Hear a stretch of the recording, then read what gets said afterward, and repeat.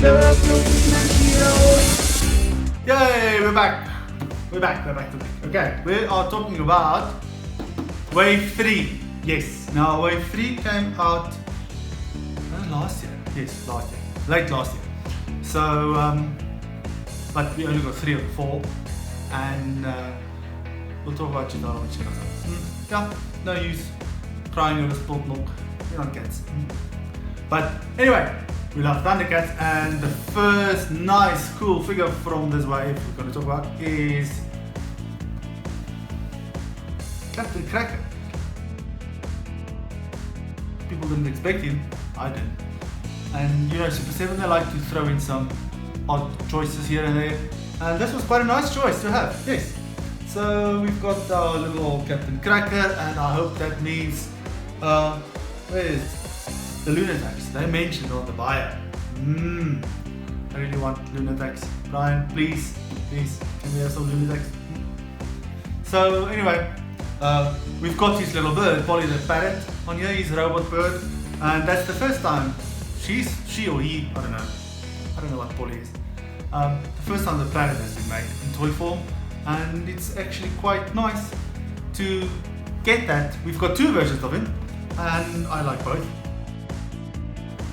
Same logo, evil guy, bad guy. He's got a snake thing on the front, like you saw, artwork on the back. And we don't yet have a reaction figure for him. I hope we're going to get one soon. But this one is got art on the back. It's not that old vintage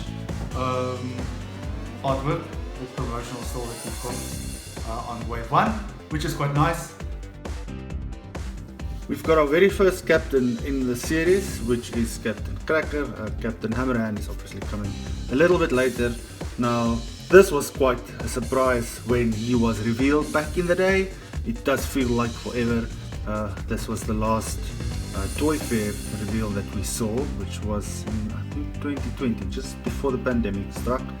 Now, this is a very oft overlooked figure, unfortunately, which is quite sad. And this is really such a great toy, action figure, if you will.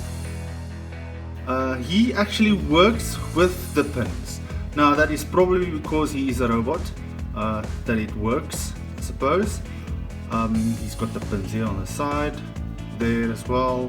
It doesn't really detract from this figure, it actually makes him look more robotic, I suppose. He is quite difficult to stand. That is one thing. Oh, look there, easy. Well, now that he wants to stand. So aside from that surprise, he actually does stand quite well once you get him to stand. He is a little bit difficult because of this leg. He is a pirate with one, not the wooden leg, I don't know what you call it, a metal leg, I suppose. He comes with some good accessories, this one being his sword from the cartoon and from the toy. It doesn't have any silver shine on it, it's just a single cast color. It doesn't bother me too much, I suppose. He's got his other sword on here which fits in quite easy. This is like a rubber belt. I don't know if it's removable. Doesn't look, yeah, probably, yes it is. You can actually, it looks like you can take it off. I'm not going to try it, I don't want to break it. And fits in snug around his waist. And then you've got this little spanner over here which works. Oh, he's a robot, he has to repair himself, doesn't he? Also the same type of color plastic than what his big sword is. It doesn't have any metal varnish or paint on here. It's just a plain single grey, flat grey. So he also comes with an alternate head, and this is a lot more cartoon familiar, I suppose. I know his vintage toy also had this one big eye, this surprised expression. I don't know, he's a robot, can he be surprised? But then, unfortunately on mine, there is this little paint chip on the chin. It came out like that in the package, which is a pity. I don't want to fiddle with it too much. I don't want it to go off.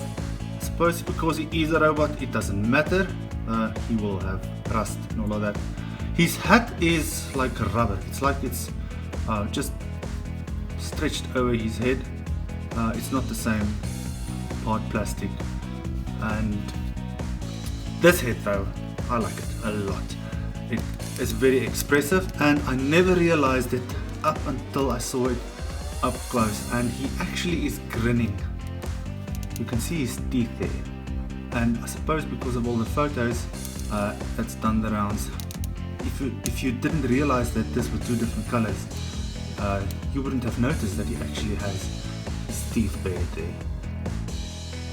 One thing that I think is wrong maybe is just the tip of his nose should be black or a dark metallic color.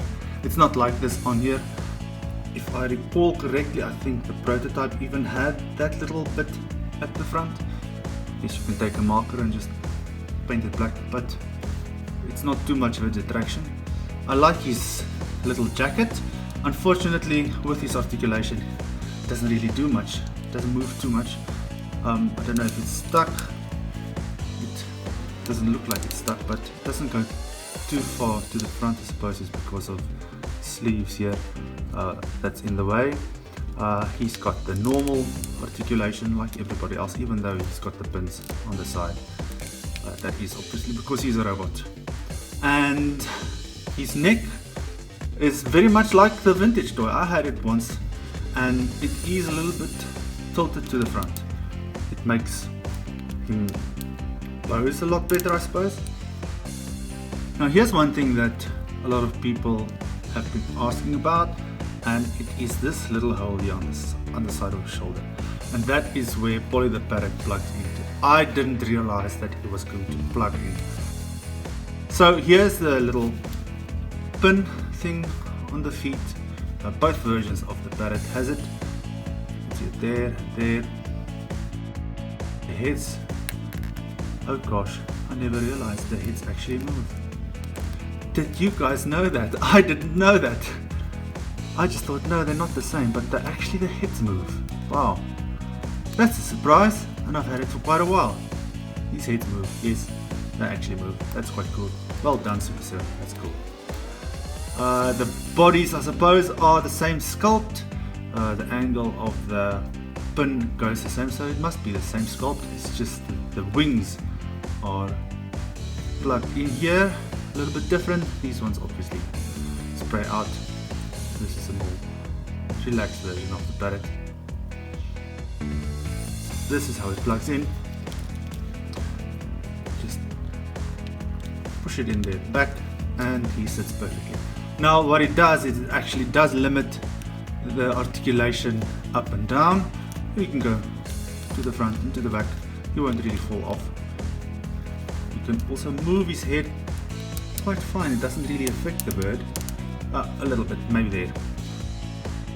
He also comes with two sets of hands, fists, and then more open hands, open gripping hands, I suppose. Okay, so that's it for our first look at Captain Cracker. He is a very welcome addition to the Ultimates line. Super 7 ThunderCats, the ultimate heroes.